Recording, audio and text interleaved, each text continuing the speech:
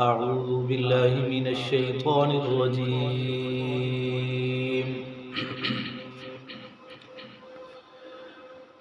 بسم الله الرحمن الرحيم.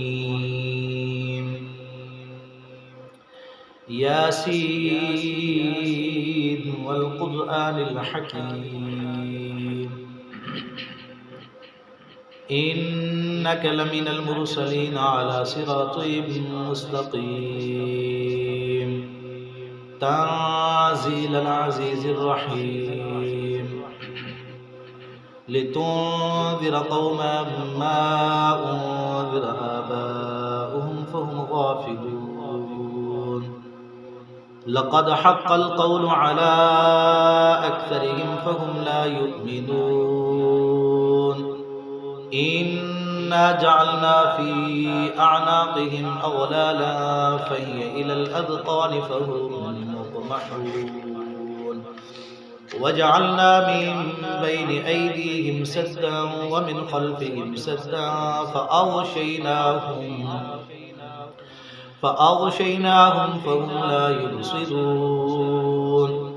وسواء عليهم أأنذرتهم أم لم تنذرهم لا يؤمنون إنما تنذر من اتبع الذكر وخشي الرحمن بالغيب فبشره بمغفرة وأجر كريم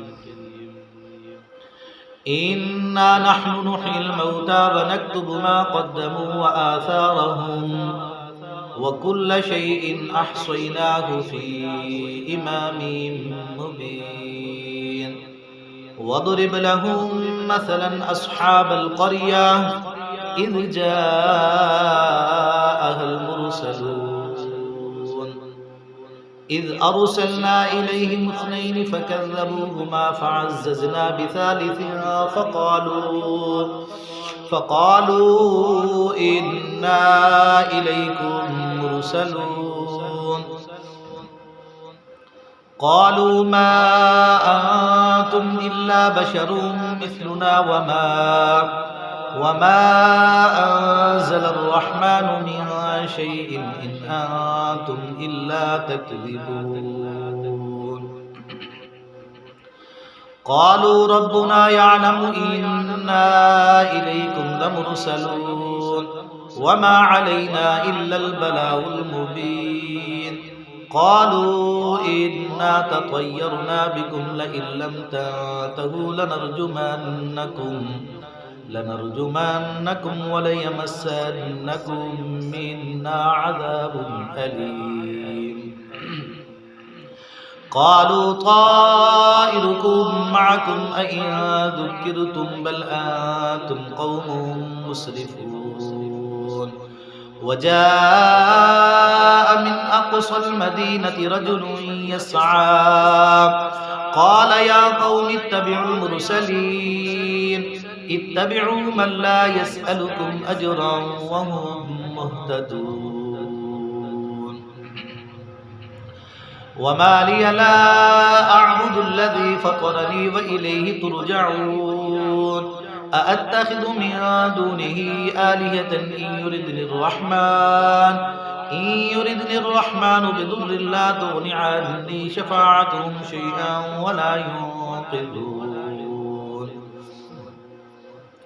إني آمنت بربكم فاسمعون قيل ادخل الجنة قال يا ليت قومي يعلمون بما غفر لي ربي وجعلني من المكرمين وما أنزلنا على قومه من بعده من جند من السماء وما كنا منزلين إن كانت إلا صيحة واحدة